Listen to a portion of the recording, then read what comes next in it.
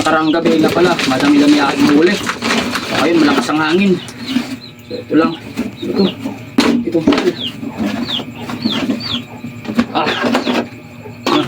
Nung nakaraan gabi, meron ako nakikitang ganito. Ngayon meron ulit. Ayan o, yung mahal na uri ng ano ito. Na uri ng shell, mahal ito. Ang tawag nito sa amin ni ano, Arayagan. Hindi ko alam kung anong tawag nito dyan sa inyo. Ayan o.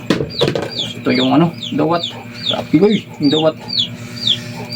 Maano yung dawat na to? Tapang. Dawat. Tapang kasi to.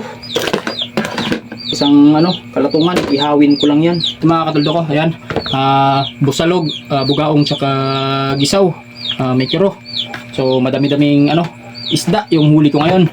Saka itong ano, ayan, isang kalatungan, ihawin ko lang to, dalawang alimasag, tsaka itong ano, arayagan, tapos pakol, meron dito akong pakulo, ayan, ito masarap po sa pakol, yan ang masarap sa pakol, pati itong sipit yan at yung laman, nakakain din, tsaka ito, batutoy, masarap din to.